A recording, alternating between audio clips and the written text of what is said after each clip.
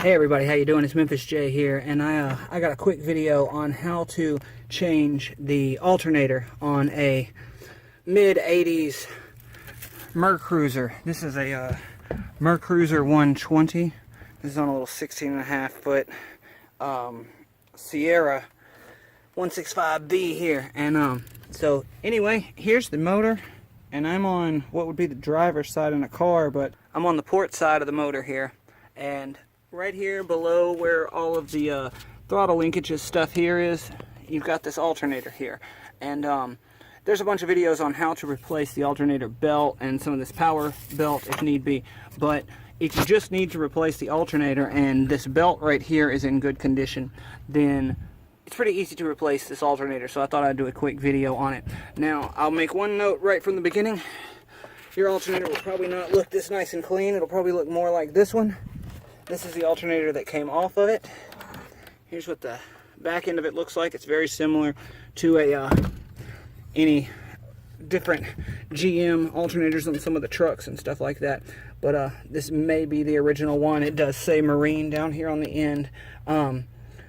Pretty sure this one went bad. As you can tell, it's seen its better day. So if you've got to replace this belt, then you've got to do more than what I'm showing you. You've got to get down here and take this bracket loose. You've also got another front belt, power steering belt that you're going to need to take loose. But if you're not doing that, then it's pretty simple to do this. So basically, you've got a bolt up here. On the original one, you've got a nut and bolt up top here. It would be through here like that. They're both 9/16 on the ends, and then down on the bottom, you've got a longer bolt. See if I can get you a shot of it.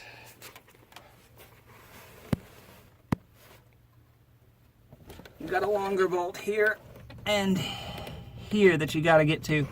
Here and here that you got to get to, along with that top one.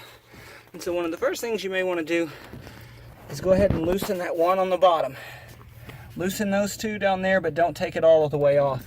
Then you're going to want to loosen these up here. But be prepared that this alternator is going to go this way and slide across this once you get both of them loosened. It's a good idea before you get it all the way off to go ahead and take your ground wire off, orange wire here, and then these two, there's on the original, it's a purple and a red color.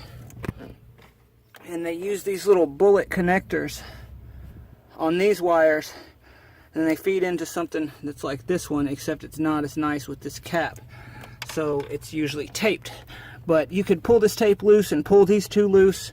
Disconnect this wire here on the orange. That's a smaller, I think it's a 1/2 inch. Don't quote me on that. I think it's a 1/2 inch right there on this bolt. And then you got that little boot over it. So got a little 1/2 inch to undo. You don't want to pull this out. You're going to disconnect these wires right here. Once you've got that disconnected, you're going to push this alternator in this way, and that will allow you to release the tension on this belt and be able to take that belt off. Once you got that belt off and all these wires loose, all you got to do is take these bolts out of there. The hardest part may be kind of pulling this out from that little, the 2 inches out from that little mounting bracket down there. But once you pull that out, you got the old one off, and it's, you know, sitting here like this. On the new one, the suggestions I would be, if you end up with one like these, I think it's a China special. It comes with a new bolt right here because this bolt won't fit through here. My only other tips are mount it from the bottom first. Try to get those holes through that. There's a little, it's a wider on the bottom. It's a 2 inch.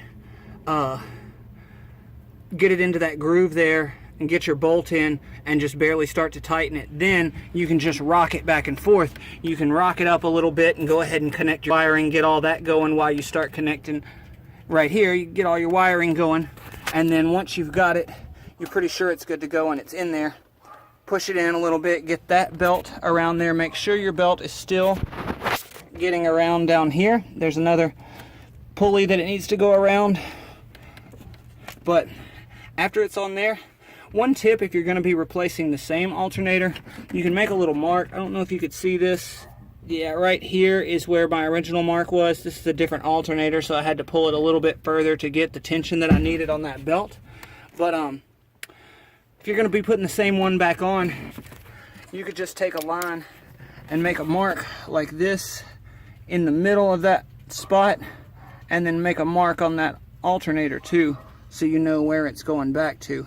Let's see if that shows you. I've blocked the sun. So anyway, not a hard job. If you're doing an aftermarket one like this, you're going to get one with a red and a black. The red goes to the red and the black goes to the purple. Orange goes onto here. Got this here. My only other tips are, don't tighten these bolts up too much, because you don't know how well made the threads are in here, and you don't want to strip that out. It would ruin the part, just for that one bolt. And the other tip would be, get you some wider electric tape. I don't know why we all have the tendency to buy the little 1/2 inch or 3/4 inch electric tape. Go ahead and get you some, 1.5 like this. All I had to do was whoop, whoop, whoop, 2 times around. I didn't have to twirl it and get all Olympic gymnastics in here. I just wrapped it around real quick twice. Other than that, you want to check and make sure, I'm pretty sure it's a 1/2 inch of travel that you want here. So you want that pretty tight, but a little bit of travel.